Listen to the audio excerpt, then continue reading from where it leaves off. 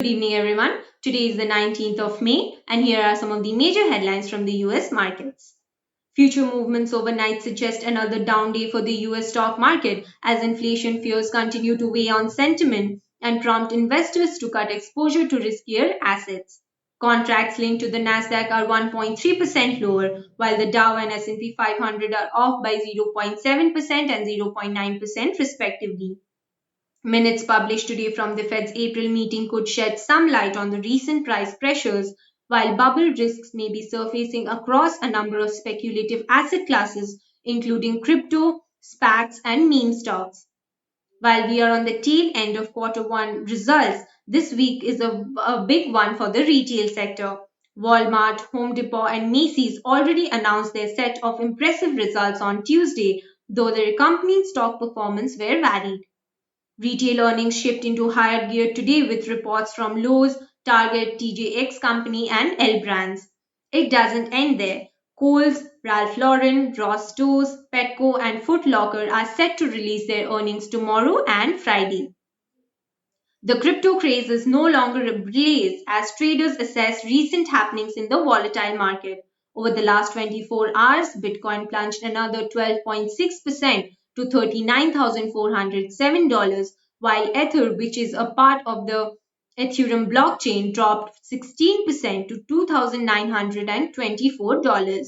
Bitcoin has even fallen below its 200-day moving average and is now down by 40% from its all-time high of $64,895 in mid-April. Besides environmental concerns sparked by Elon Musk and Tesla stopping to take payment in Bitcoin, the People's Bank of China has banned financial institutions from facilitating cryptocurrency transactions. The statement was coupled with a warning to investors against speculative crypto trading, which seriously infringes on the safety of people's property and disrupts the normal economic and financial order. Investors should understand that Bitcoin, including gaining exposure through the Bitcoin futures market, is a highly speculative investment. The regulator from SEC wrote in a recent notice, adding it will closely monitor whether mutual funds that invest in Bitcoin futures comply with the federal securities law. The future of the auto industry is electric. There's no turning back. President Biden said during a visit to Ford's new Rogue Electric Vehicle Center in Dearborn, Michigan. He later jumped into the all new F 150 Lightning, driving around an empty lot that's used as a test track. Biden told reporters that the electric truck goes from 0 to 60 kilometers per hour in about 4.4 seconds before speeding away. The stopover came ahead of today's splashy introduction of the all electric F 150 Lightning, which is the second mass market EV from Ford. Ford says that the pickup will bring stunning innovation, technologies, and capability to the popular F series without sacrificing power, payload, and towing capabilities. JP Morgan is shaking up its top leadership after Gordon Smith, co-president, chief operating officer, and CEO of the Consumer and Community Banking, said he would retire at the end of the year. The move will result in Daniel Pinto becoming the sole president and COO of the firm, but also leaves two executives battling to take over Jamie Dimon at some point in the future. Marianne Lake, CEO of Consumer Lending, and Jennifer Pipsack, JP Morgan's chief financial officer. The two women, both 51 years old, will become co-heads of Consumer and Community Banking effective immediately. The division services half of all US households, account for roughly 40% of profits for America's largest bank, and did over $50 billion in revenue in 2020. We are fortunate to have two such superb executives in Marianne and Jen. They both are examples of our extremely talented and deep management bench, Dimon said in a statement. Both have proven track records of working successfully across the firm, and both are well known and respected within the financial industry for their exceptional character and capabilities. Few other important headlines. Malone offers support to AT&T and Discovery Media merger. Shopify jumps after Google touts partnership expansion. Lumber futures home builder stocks dip after housing starts slip. Study shows AstraZeneca booster shots include high antibody response. Microsoft confirms that Windows 10X won't be released. Lamborghini to spend $1.8 billion to electrify range by 2024.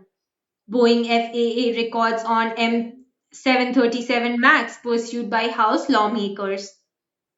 Some of Tuesday's key earnings.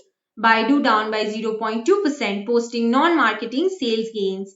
Home Depot down by 1%, reversing after housing starts data. Macy's down by 0.4% despite surprise profit boosting guidance.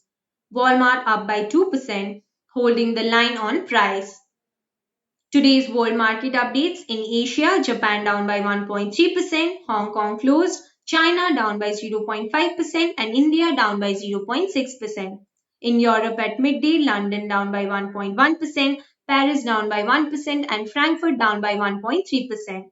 In the futures market, Dow down by 0.7%, S&P down by 0.9%, and Nasdaq down by 1.3%. Crude down by 2.1% to $64.12. Gold down by 0.6% to $1,857.50. Bitcoin down by 12.6% to $39,407. And 10-year Treasury yield up by 2 basis points to 1.66%. Today's economic calendar includes at 7 a.m. MBA mortgage applications, at 10 a.m. Fed's Bullard US economy and monetary policy, at 10:30 EIA petroleum inventories, at 1 p.m. results of $27 billion 20-year bond auction, and at 2 p.m. FOMC minutes. That's all for today's updates. Sign up for a zero-fee account on Compound to start globally investing today. It can help you diversify, hedge, and build a truly global portfolio that can give you better returns in the long term as the winner keeps rotating. Compound has an easy onboarding process, no account minimums, and you get to invest in fractional stocks. Investors can choose from over 3,500 US stocks, global companies, and worldwide ETFs. Join the official Telegram channel of Compound to get daily US and global market updates. All the links in the description below. Thank you.